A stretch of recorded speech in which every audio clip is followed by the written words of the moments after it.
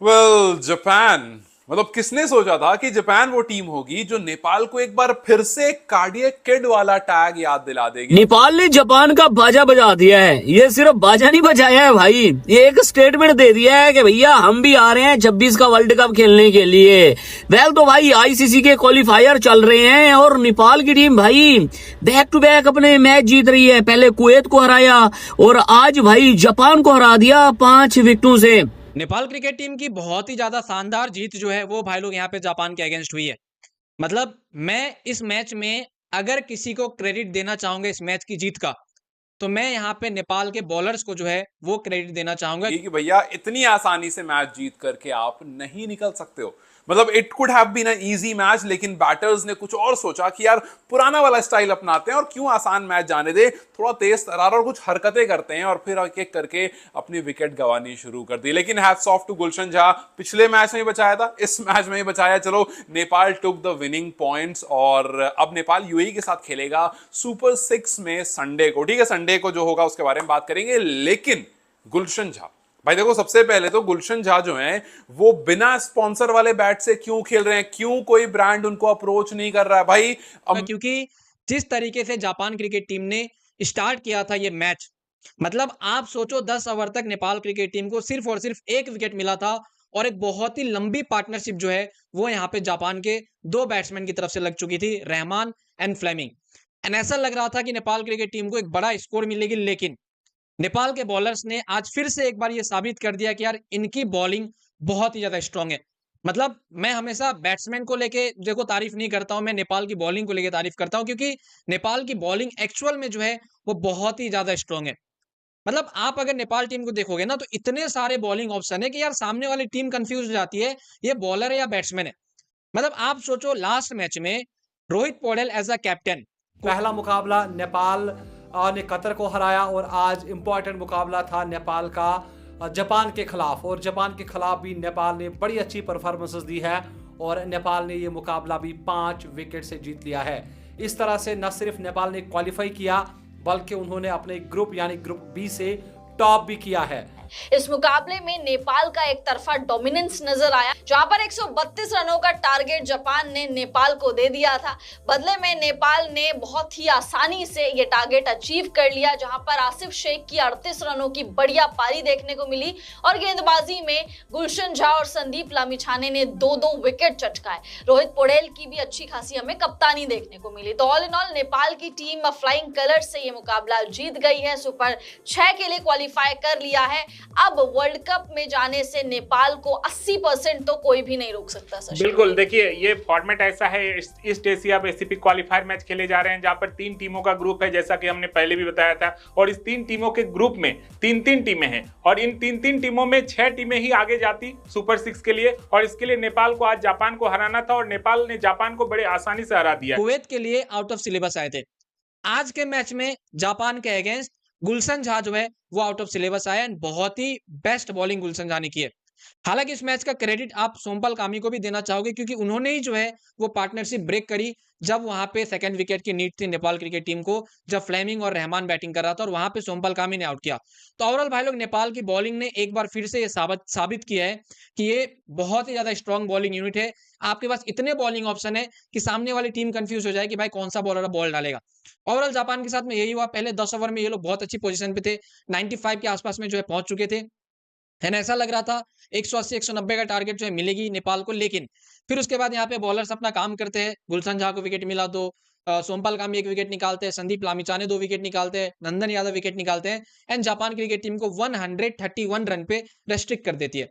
Overall Japan cricket team starting में बहुत ज्यादा मतलब पावरफुल लग रही थी, ऐसा लग रहा था कि बहुत अच्छी जो है ये लोग क्रिकेट खेलेंगे। Message to all the brands, क्या कर रहे हो? Gulshan Jha, the guy who is hitting it out T20 world cup qualifier में, उस मैच में 3-3 छक्के, इस मैच में आकर बचा रहा है। वो बंदा खाली बैट से खेल रहा है, ये डिसरिस्पेक्ट है भाई उस बंदे के लिए।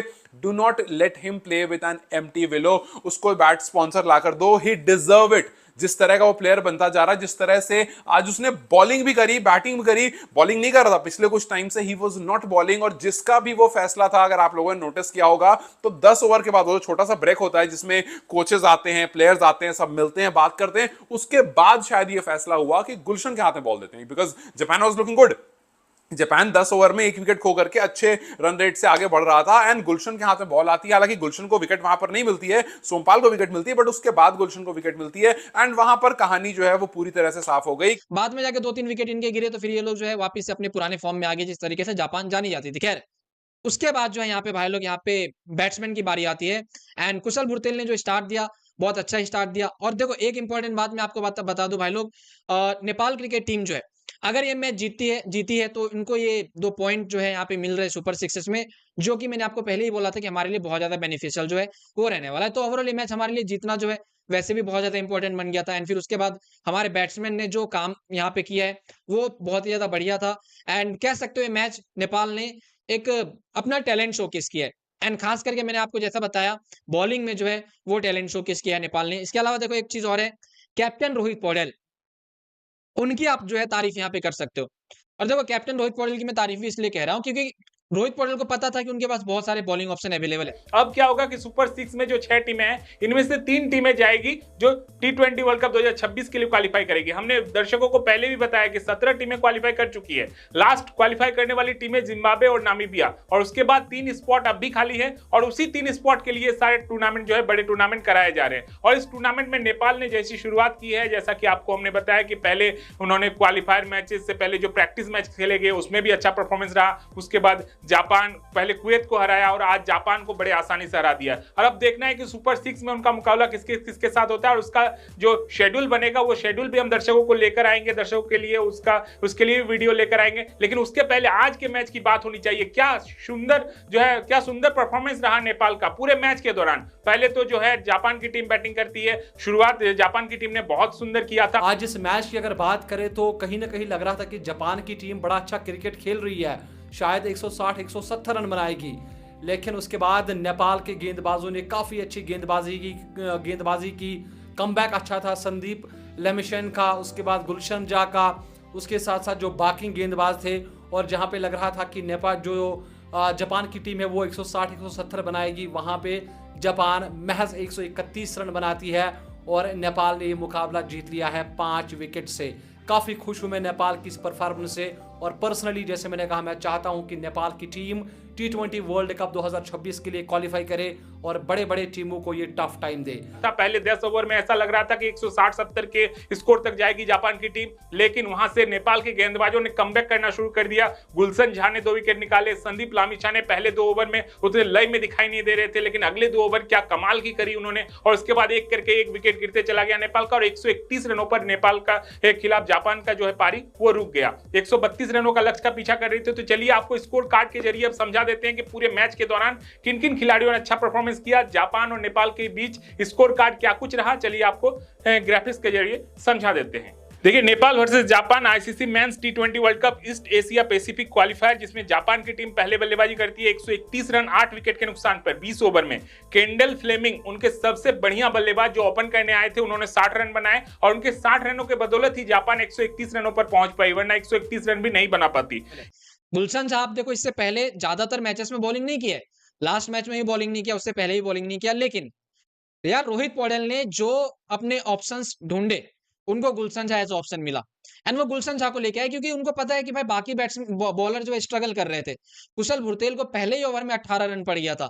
तो ओवरऑल गुलशन झा को लाना रोहित पौडेल का एक बहुत ही अच्छा वहां पे पिक जो है वो आप कह सकते हो वो था एज अ मतलब कैप्टन। एंड फिर उसके बाद आपको पता ही है कि क्या हुआ, नेपाल ने किस तरीके से जापान को जो उसकी औकात बताई है कि यार आप छोटी टीम हो, आप छोटी टीम ही रहोगे, नेपाल के बराबर जो आप मतलब नहीं आ सकते। खैर भाई लोग यहाँ से सुपर 6 में पहुंच चुके हैं एंड अब यहाँ पे हमें जो है एक्चुअल मैचेस यहाँ से जीतने हैं अगर हमको टॉप 3 में रहना है। देखो यहाँ से आपको 3-4 मैचेस शायद मिलेंगे, वो मैं आपको देख के बता दूंगा कितने मैचेस नेपाल खेलेगी एंड फिर यहाँ पे आप जो है 2 से 3 मैचेस जीत जाओगे तो फिर आप डायरेक्टली टॉप पे रहोगे। और एंड में जाके अगर आप टॉप पे रहते हो फिर आप वो ट्रॉफी के लिए खेलोगे जो इस मतलब जो वर्ल्ड कप क्वालिफायर है जिसकी ट्रॉफी है उसके लिए आपको मैचेस जो है वो खेलना है। भैया यहाँ से स्लो हो गई है पारी, लेकिन हमें क्या पता था कि वैसा ही कुछ करके चले जाएंगे नेपाल के बैटर्स भी। एक बड़ा दिमाग में सवाल आता है कि यार हुआ क्या, मतलब व्हाट एग्जैक्टली हैपेंड। इतना अच्छा स्टार्ट मिला, छोटा टोटल आपके सामने, आप इसको आराम से चेज कर सकते हो, वो भी तब जब 6 ओवर्स में 45 फॉर 1 है। आपको ठीक ठाक पावर प्ले मिल गया। कुशल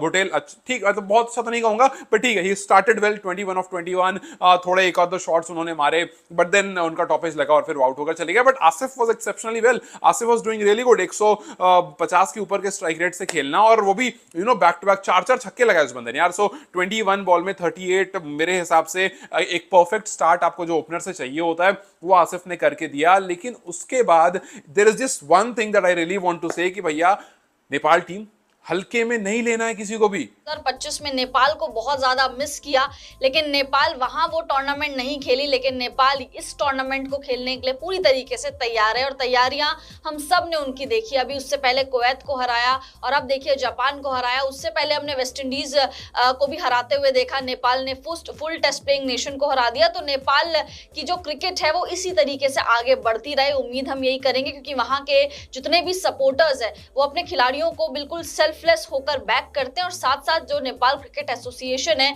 वो भी अपने क्रिकेट को आगे बढ़ा रहा है, अपने खिलाड़ियों को आगे बढ़ा रहा है। तो एक अच्छी चीज इससे क्या होगी, इससे बेहतर अच्छी चीज क्या होगी कि भाई नेपाल की टीम आपको वर्ल्ड कप 2026 में खेलते हुए, और जैसे कि शशि ने बताया कि भाई बड़ी बड़ी टीम से मुकाबला करते हुए नजर आए। भाई जापान आपको नाम से अगर हल्के में लग रहा है, look at them, they were looking very energetic. वो पूरे टेम्परामेंट के साथ वहां पर उतरे थे, और एग्जैक्टली वही हुआ। जब सामने वाली टीम टेम्परामेंट से चढ़कर आती है तो जो ऑपोजिशन होती है वो कहीं ना कहीं कोई गलती कर देती है। सोचो कि 63 फॉर 1 था नेपाल का स्कोर, और वहां से सीधा 91 फॉर 5।